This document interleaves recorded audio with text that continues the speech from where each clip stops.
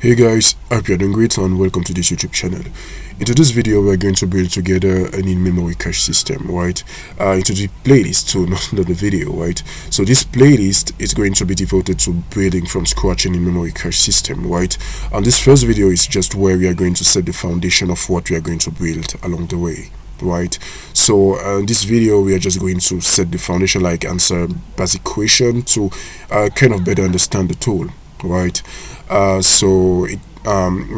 going to go from knowing what it is, why it has been created, how it works, what are the advantages, the use case, and limitation, right?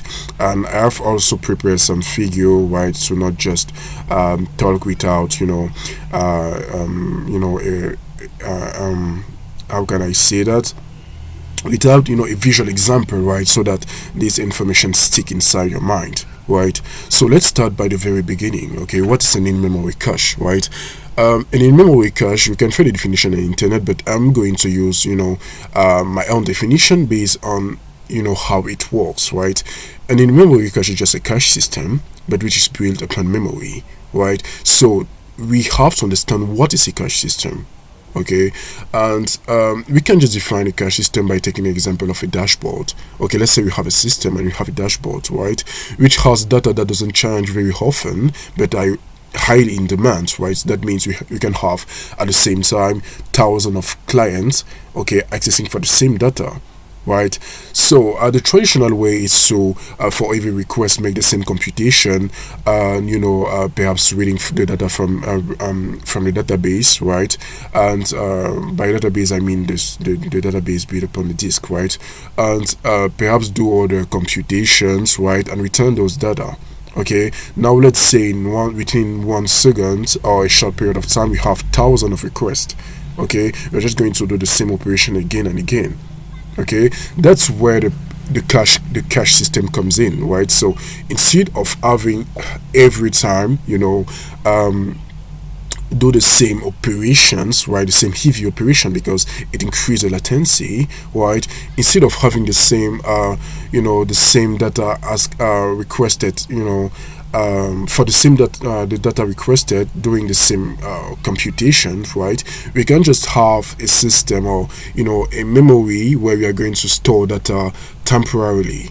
Okay, so that when we know that someone is requesting a data that we already have inside that temporary memory, right, which is the cache, we are just going to return back this data. Okay, reduce the latency, right, because you see all the abstraction that we have already removed, right? And let's move to the in-memory part, right? The term is memory just because that cache system is built upon memory, right? Because the thing is, we can also have a memory cache system built upon the disk, right? That's just a way that we are going to store that the location where we are going to store that data, right? So in the in-memory cache is the faster one, okay, in contrast to a cache system built upon the disk. Why? Because the data is stored inside the RAM. Okay, and to give a little bit more detail about that, I've prepared this figure which shows us the hierarchy of memory inside the machine, right? So very close for the CPU we have the register memory, next we have the L cache memory, then we have the RAM, and finally we have the storage disk or disk, right? The thing is, these arrows shows us that as we get down, the latency increase, so the time it takes for the CPU to reach this memory increase, right? And as we get higher, the performance improves. So this memory easily accessible, right, by the CPU. By easily I mean it takes less time for the CPU to retrieve data from them, right? On the other side, the capacity improve, right? So that answer the question why we don't use much more faster memory like L cache or register. It's just because the RAM is the perfect match, because the RAM combine that speed that we need and also the storage capacity, right? Personally, I have not yet seen a L cache memory going above 16 megabytes. I don't think it's even 20. Personally, I've not yet have a machine with a L cache going above 20 megabytes, right? So this memory are, it's true they are quicker, but the thing is they are very short size memory, while on the other side we have the RAM. Okay, the RAM is much more faster than the traditional storage, like storage like the disk, right? But on the other side, it also provide a huge capacity, because you can have RAM going up to 16.4 megabytes and more. It depends on on the machine, right? On the machine architecture, right? So that's a little bit about what we can say about in-memory cache, right? The definition itself, right? Now let's move on to the next question, which is why it has been created. I guess we have already answered that question, right? It's just it's to improve to improve the latency, right? But to reduce the latency, not improve, to reduce the latency and that it takes for our system to answer requests, right? So the latency is just the time that it takes for the system, right, to answer request, right? How does it works, right?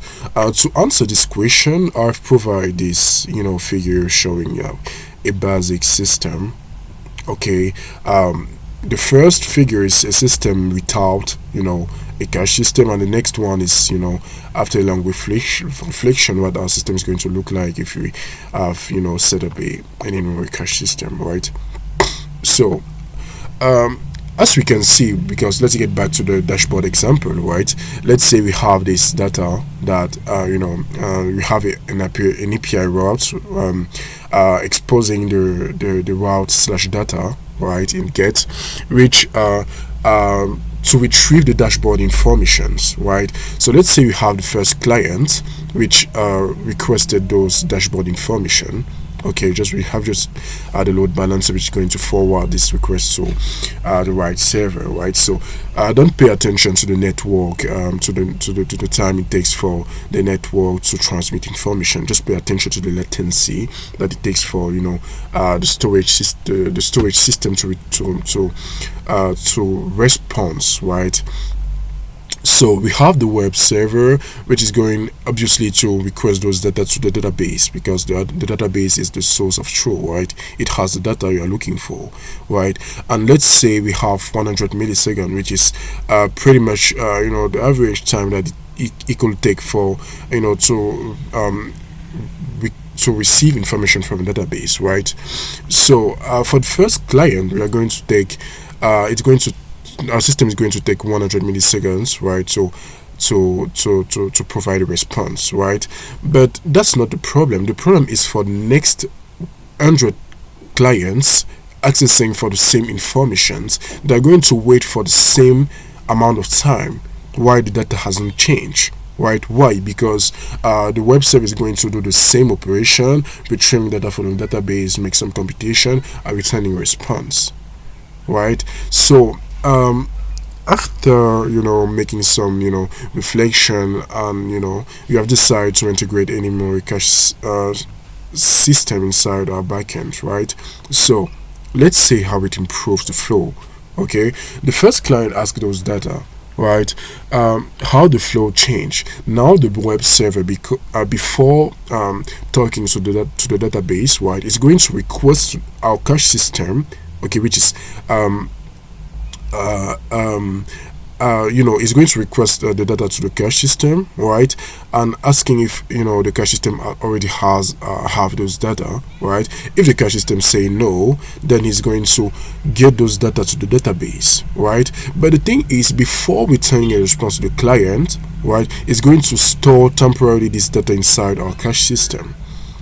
Okay, so that for the next request, we are not going to request the database for the same information, right? So the first client has received his response under 100 milliseconds, right? But now the improvement is for the next 100 clients, right? So for the next 100 clients, our web service not going to receive those data from the database, but from our in-memory cache system, which is providing a response under an average time of 1 milliseconds. Okay, so if you take a look at numbers, we're going to see that we go from 10,100 milliseconds, right, to answer 101 clients, so almost 200 milliseconds, right. It's a huge improvement, right, and it gives us a little bit of context of how this memory this cache system works, and how it can improve our system, but by reducing the latency, right, and not just from 2 milliseconds, but in the example we just provide, it's 10 times faster, 100 times faster, not just 10 times faster, it's 100 times faster. Okay, so we gone from 10,000 milliseconds to just 200 milliseconds. That's just mind-blowing. That's amazing, right? So that's a little bit about a general overview of how an in-memory cache system works, and how we can improve the flow of our system, right? Now let's get to the next question, which is the different advantages, right? Now about advantages, what can we say?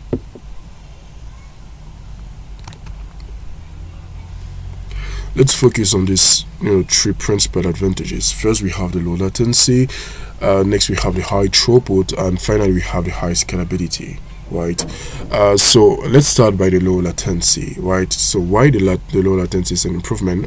As we have just seen, right. It reduces amazingly the time it takes for the system to provide a response, right? Because we are not doing the same computation again and again. Instead, we store temporarily this information inside another sources, right? And we retrieve this information from that sources, which is faster accessible, right? The next is the high throughput, right? The throughput is just the time it takes for our system, the number of requests that our system can handle within 1 second, right? So within a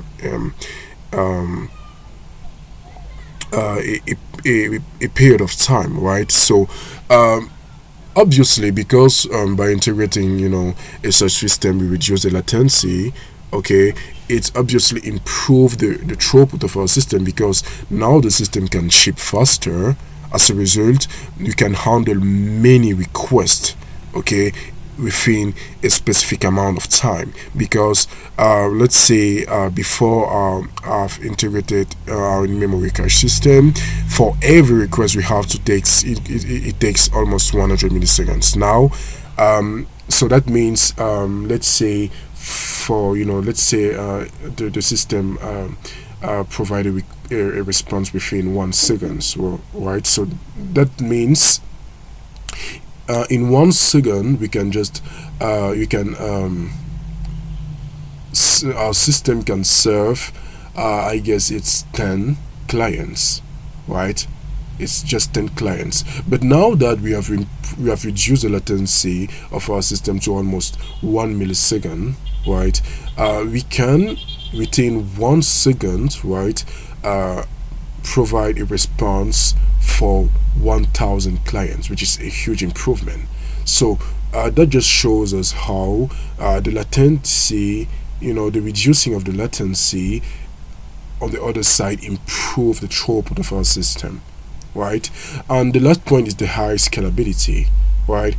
Because information are stored inside the RAM, okay, we can easily scale, not very much vertically, but horizontally, because we can have many nodes where we are going to store this information and easily, right? Because it doesn't require us to how can I say that? So that's a little bit about the scalability part, right? So it's easier to scale because how can I say that? I'm looking for the right word. So we can just as you know, the demands, okay, of our system grow, we can just add more nodes, right, to prove to handle more and more loads, right. Now let's move on to the not the limitation yet, but the use cases, right. What are the use case, where we can use in memory caching? So we have database caching, so that's the example we just used, right. So store frequent query results, reduce primary DB loads and latency. That's what we just said, right. Session store, manage user login state and shopping cart for fast stateless scaling. That's normal, right. Real-time analytics, right. Process live data stream for instant dashboard updates and metrics, right. So if you have leaderboards, right, use sorted sets to track and rank high score data in real time. Okay, that's if you take example of cache system like Redis, right, they provide a specific data structure which helps improve the database accessibilities for especially system like real-time analytics or leaderboard. So that's why here it says use sorted set. Okay, it's a kind of data structure that can be used for to store data inside any memory cache system like Redis, right. So API rate limiting to track request count per user to prevent service abuse on throttling. Obviously, like if you want to implement a rate limiter, okay, instead of having to store data this the number of time perhaps for a specific user has requested system inside the disk, right, we can just store it inside a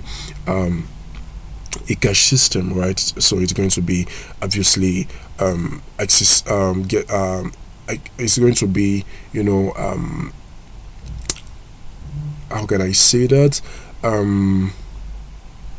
it's going to be faster for the system to accessing those data, right.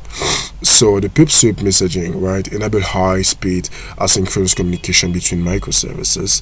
Right, that's also a huge benefit of in-memory cache systems, mostly when you're dealing with distributed system that has to communicate, they're using pipswap messaging, right. Content caching, right, serves static assets or API frequent directly from RAM to users, right. Okay, job queues, right, manage background tasks, metadata for fast workers to pick up and process. Okay, so that's a little bit. There are many more use cases of in-memory cache system, but that's the how can I say, let's say the primary benefits, the most common, right, benefits are use of in-memory cache, use case of in-memory cache systems, right. Okay, now the last part is the limitations, right. So let's focus on these two limitations, the snapshot files, right. Snapshot is just a techniques like let's say we have our in-memory cache system and at a specific amount of time, okay, our in-memory cache servers crash, okay, and on the next reload of the system, because the data is stored in memory, which is a volatile memory, right. So after the shutdowns, okay, after a program has been done, okay, these data are going to be wiped out of the memory, right. So the snapshot technique is just a technique which consists to at every n amount of time, right, store those data inside a permanent memory like the disk, right, to handle the case where something wrong can happen and we need to have data we can get back from, okay, we can recover from, okay. But the problem there is it's going to increase the latency, and that's not what we want, because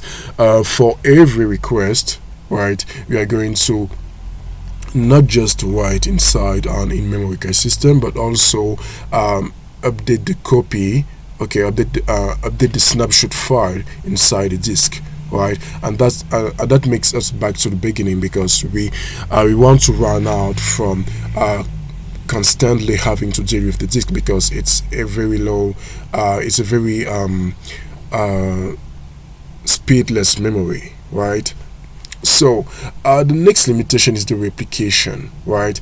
As we just say, as you know, the advantage, it might be contradictory because on the advantage we highlight the high scalability, but the problem is, um, let's say we have many nodes, right?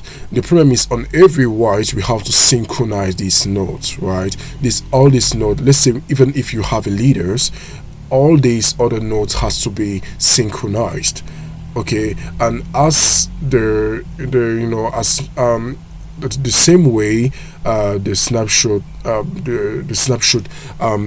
brings us the problem with latency increasing, we are also going to have the latency increase because on every write operations, right, we are going to have to synchronize the other nodes, right? And that could be a limitation on the way that we want to as much as we can reduce the latency. Okay, so that's a little bit about how the latency can be a deal breaker for us, how the replication can be a deal breaker for us, right?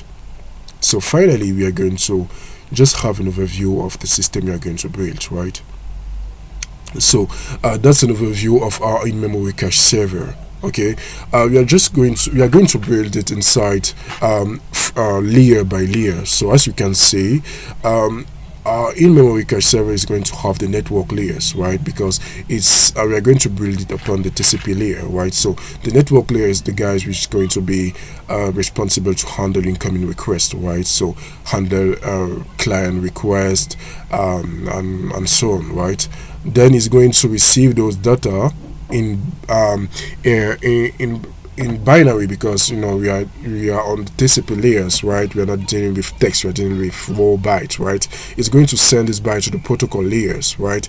The job of the protocol layers is to kind of understand this data, right, based on the protocol we are going to define, right? It's to understand this data, right, understand the intention behind, right, whether it's a set operation, whether it's a get operation, whether it's delete operation, right? And also understand the encoding, like, okay, it's the operation first, the next set of byte is the size of the key, the next set of byte is the size of the value, then is the key, then is the value, right? So the protocol layer, in one word, is just the guy which is going to, based on the protocol we are going to define for our system, right, translate these raw bytes of data inside a comprehensible things, right?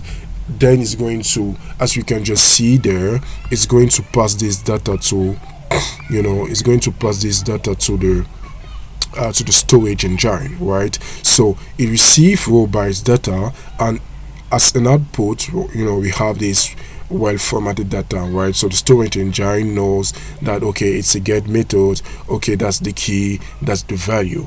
No, it's a set method. I made a mistake here.